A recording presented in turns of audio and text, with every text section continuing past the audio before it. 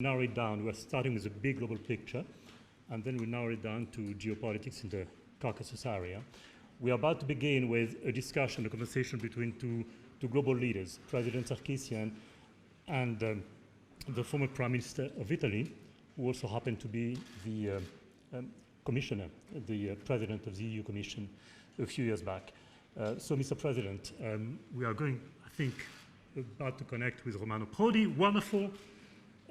Maybe you'll come to the election, and we are looking forward to this conversation between the two of you. I am connected. I am connected, President. Yes. Good morning, Mr. President. How are you? I'm very well. Nothing has changed since 2 weeks that we met in Rome. Yes. And I would like to continue our discussions that we started 2 weeks ago in Rome about the past and the future. Oh, we have to solve all the problems of the world. Yeah. Well, let's try. Let's try it, Mr. President. Of course, No, really, President, I am very happy to join you in our discussion. Let us be frank and free and happy. Excellent. Thank you very much, Mr. President. Of course, our audience knows in detail your life and experience, and I would like to start our discussions. Maybe we can structure in a form the last 30 years of the world, the last 30 years of Europe, and maybe our region, and what's going to happen in the future. Your career as a minister, then prime minister, then the president of European Commission was sort of at the beginning of these 30 years, when the world has changed from bipolar world to one polar. There was even a famous historian saying that this is the end of the history, that nothing will change tomorrow. Well, but since the world is so dynamic, of course, there are no final defeats, there are no final victories, everything is in motion. But my first question will be, when you were starting your political career, Europe and the world that you were entering and you were hoping to have, did it realize, or eventually we got somewhere else rather than what we were planning? Oh, look, nothing happened as we have planned. This is clear. Look, let us start from the fall of the Soviet Union, you know. You mentioned correctly the book, the article, the end of the history. You know, everybody was telling, look, we are now entering in the American century. There will be no problem for one side. The U.S. will be in command, and so secular peace, like that. And step by step, things changed. And of course, the new challenge is called China, totally different from the challenge of the Soviet Union. The challenge of the Soviet Union was mainly or only military. There was no challenge in the term of economic challenge, or let's say even the technological challenge was limited to very few fields, mainly linked to the military aspect. And then things developed in a very different way, you know. Symbolically, I started to learn this in the 80s when I was president of Italian public-owned conglomerate IRI, and we were building in the early 80s a seamless pipe plant in Soviet Union in Volgograd, Volsky, close to Volgograd. And then 2 years later, the Chinese government asked us to build a twin plant. And the Chinese plant was finished, and we used the young Chinese boys to finish the Soviet plant. And so I learned how China was dedicated to the economic development, to building an industrial frame, and totally different from the previous challenge. clearly, nobody of us would have never thought that China could have a total continuity of development. This has been, continuity has been the real surprise. And, the challenge is total, because when I was meeting the Chinese president or Chinese prime minister from every year from 1996 to 2028, every year I met them, there was always on the Chinese side the idea that not that China could be democratic, but there was some sort of recognition of the importance of the democratic systems. And but China grows, and the new wave of President Xi, who, taking note of the progress, doesn't have the same, let's say, respect for the democratic system. And the challenge is, look, I deliver. You democratic countries are slow to deliver. And so the world will come to me. And the changes are really, there is an increase of the sense of authority, authoritarian government in the world, and the change, the challenge now is both economic and political. So it's not an unexpected view. It's interesting, Mr. President. You unexpected, yes, probably 30 years ago it was difficult to imagine that China will be where it is today. Yes. Yes. Of course, the success of China is a result of many factors. It's the Chinese system to have a stable governmental structures, have a vision, have a program, to have continuity in power. But would you agree with me that current China is also a result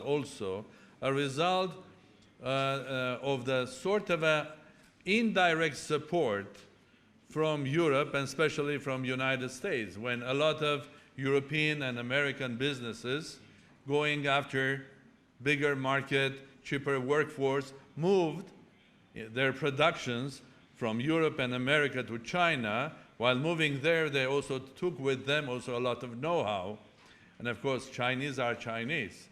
The moment you give them your hand, you are a member of the family. So that technology became the basis of the Chinese technology. Do you agree that both Europe and America had their contribution in growth of China? Yes, but it was unavoidable. It was unavoidable. It was the logic of the market system, and the political consequence came too late to understand them. It was too late, and what was underestimated was the technological progress of China. China was reputed to be simply a low-cost supplier, but it was inside China that there was the change. They were able to imitate in the first stage, and then to produce their own economy. And now, it's quite interesting, your question, because now we are in a full fighting between US and China. But, while in high tech or fields linked to the military, say, chapter, you have, a severe control. Trade in normal goods is going on, like in the past. You have now a terrible tension between US and China, but in Los Angeles, in the Californian harbor, there are difficulties to receive the high number of containers for the Christmas demand. So your question is correct, but it was part of our system to exploit all the best occasions in order to develop the economy. It was a consequence, the only unexpected, let's say, unexpected event was the quick pick up of the technology on the Chinese side. Yes. Since we are speaking about the past, I would like to ask another question. That's the relations of European Union, let's say, with Russia. I mean, we go back early the 90s, even discussions were quite intense. Russia was changing, and even at a specific moment, there was an offer from the Russian side to have deeper relations with NATO. But eventually, we ended up with sanctions from Europe towards Russia. And then eventually, we ended up with anti-sanctions as well from Russia to Europe, and specifically in specific sectors like food. And I'm raising this question because, Mr. President, you're also the Prime Minister of Italy, and Italian businesses that were, especially in the food sector, I think suffered quite a lot because of these anti-sanctions. But again, the dynamism of the quantum world has changed the situation. You see, if you look today on Russia, on that sector, Russia was a country, and I don't want to quote any numbers here, that was importing huge volumes of beef. I mean, Russia and Kazakhstan, Australia, Canada, America are, by their nature, should have been the leaders of the world of beef production. But Russia was importing big part of its beef. Russia was importing wheat or grain. Russia was importing other agricultural food. But because of the anti-sanctions, that helped Russia to develop its own sectors of agriculture. As far as I saw recently, Russia has become the biggest exporter of wheat in the world again. And it's importing less and less of beef, or maybe in specific types of it. So the question is, did the sanctions or anti-sanctions, do they work or not? I do remember, as you mentioned, the moments in which there was a NATO-Russia meeting, and the agreement, the relations were very strong and very friendly. I ended my job in the European Commission as president in 2005, and in the last press conference with Putin, a newsman, a journalist, asked us, will Russia be member of European Union? Can you believe that? Because the situation of relation was so good, and I do remember Putin telling me, I shall never send 1 cubic meter of gas to China because I am linked to Europe. But the situation has deteriorated because of the international tensions, and this is a part of let's say, the big challenge we mentioned before between China and the United States. And in my opinion, the great mistake was to abandon Russia. So my answer to your question is very simple. Step by step, Europe ended to make an autonomous policy vis-à-vis Russia. And I wrote also about this, quite a few articles, telling that the sanctions were adopted by US, followed by Europe, but the damage was only on the European side, because We are trading with Russia, and we are in the border with Russia. But after the description of the split of the world I did you before, I can argue that this is only the consequence of this split, and there are no other explanation, and you mentioned the damage on the trade of my country. In this moment, Italian exports are going very well, but Russia is a lost market. We don't. Our exports are decreasing, and the problems are on the table. But and look, you mentioned the sanctions. The sanctions are damaging people, not governments. But this is a normal consequence of sanctions.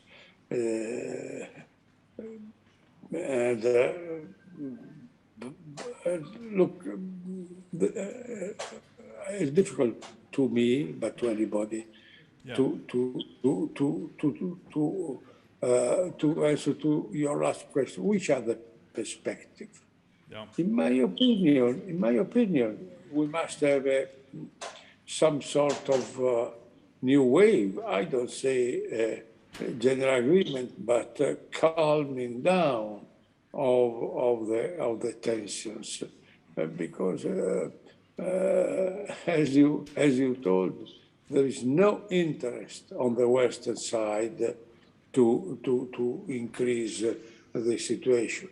I do expect some improving of the relation. I am not pessimist, because now is not our interest and no Russian interest. Well, thank you again. The last question from the past is Europe. Brexit, if you can just describe it in a short form, has it made Europe stronger or weaker? Weaker, but more connected. Look, the concept of Europe on the British side was only a trade area. And honestly, during my commission, I was blamed by some people in Europe because I opened the Union, enlarged to many Eastern countries. But I tell you, I was president of the European Commission at 15 and 25, and the real problems were only for the different strategy of UK. So I am sorry that the UK went out, but I understand that the next European, the progress on the economic cooperation in Europe, next generation EU, it was possible only because UK, only because of Brexit. Otherwise, we couldn't have this stronger progress in the economic Europe. Politically, we didn't make the same progress, and so we have difficulties to develop common defense, a common foreign policy, and the result is that in Libya, that is absolutely close to Europe, in Libya, the command is shared between Turkey and Russia, and Europe is a giant, a fantastic economic giant, but still divided in foreign policy. Yeah. Well, Mr. President, we spoke about the past. Let's try to speak about today and about future. What we see today, as you mentioned it truly, the rise of China. But this world is different not only because of the rise of China, it's different also because There is the rise of the so-called middle powers. Countries like India, countries like Turkey, Brazil, and others, they are having more and more impact on global geopolitics. And I would add here also the rise of small. Because when you look at the current world, which is completely different than 30 years ago. If 30 years ago I would tell the audience that United Arab Emirates will send a satellite to Mars, you will all smile. But now it's a reality. So there is a rise of small. And I would say that there's a rise of small and smart. Well, I call smart those countries that know their strength, and they know how to use that strength in order to make themselves important. And the examples of those type of countries, there are a lot of them, starting from Singapore, Israel, Qatar, United Arab Emirates, and I hope that Armenia will join that club, or is joining that club, too, in the future, to be small but smart and important. So my question is, on one side, we don't have single polar world, and we have multipolar, we have middle strength, middle power countries rising, even the small ones rising. On the other side, events like withdrawal of American and NATO forces from Afghanistan, or the events of last year in Caucasus, the war between Armenia, Azerbaijan, and behind Azerbaijan was clearly a NATO member country like Turkey. So where are we heading, Mr. President? Both globally, and also I would like to hear your opinion about our region, if you would like to comment on that as well. Look, let us not confuse the economic rise and also, let's say, the global rise of middle power. But because of the tension I described it before, they are divided, you know. They simply become, are obliged to choose. So it's true what you were telling, that India, Brazil, and so on, they grow in power. But every country chooses whether to be on one, is obliged in some way to choose, whether to be with China or United States. This is what I mean. Clearly, economic progress, the necessity for raw materials, energy, spread the wealth, the intelligence, the technology everywhere in the world. But you also baptize the country.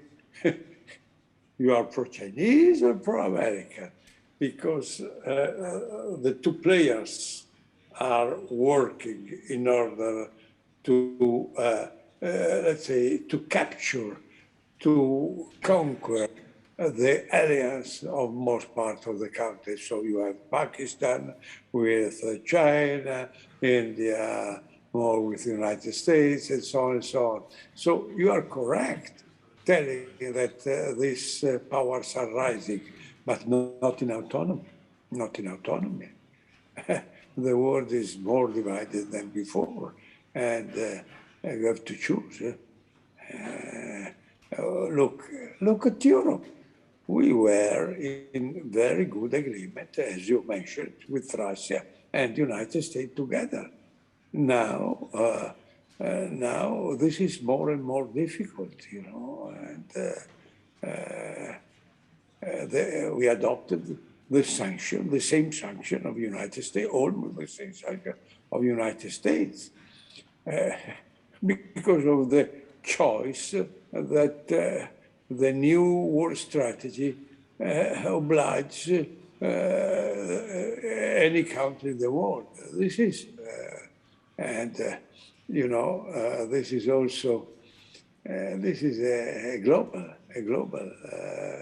choice. So middle power are increasing in economic presence, in the technological role, but now I cannot say that they are autonomous in the political choices.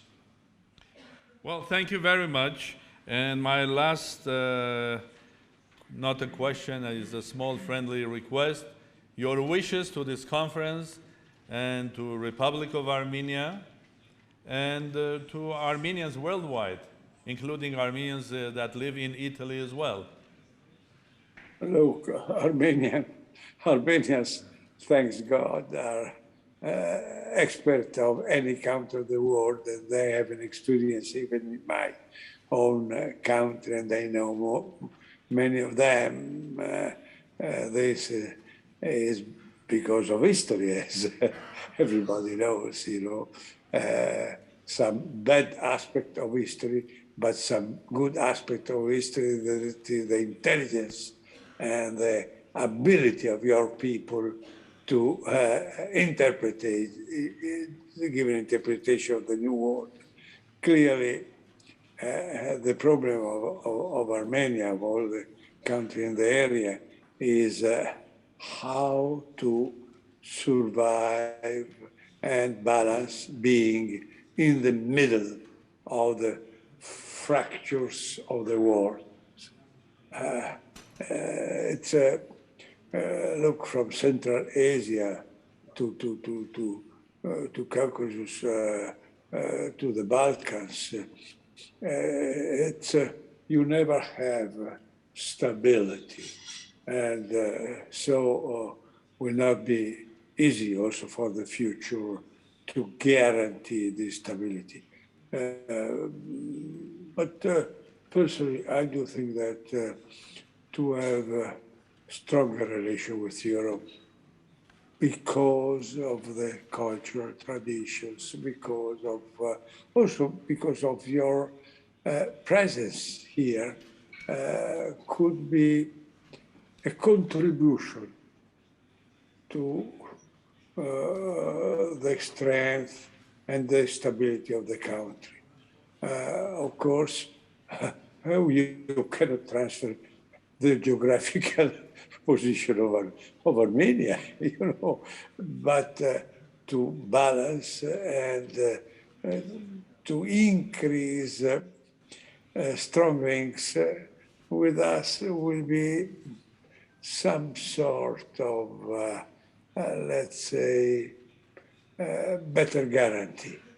Clearly, I was honest to describe the weakness of Europe, but step by step, we are really, we did it in the economic field, we are working to do it in the political field. Step by step, we are building Europe, and the destiny of Armenia is to be more and more linked to us. Not a total guarantee, but an increase of your independence and, let's say, balancing role in the area.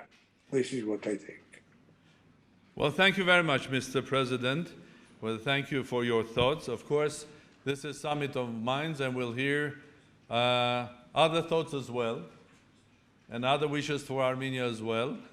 And that's the beauty of this summit, but that we can hear all possible thoughts from friends. We went through difficult times last year, and when you are through difficult times, it's easier to find who are your friends, who are not.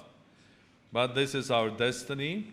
But it remains to me, Mr. President, to thank you for your contribution to our summit, to thank President, Prime Minister, Minister, but for me personally, the most important, professor, eminent professor of Bologna University as well. Thank you very much. And have a good morning, Mr. President. Thank you. Thank you so much to everybody of you. Bye-bye. Thank you.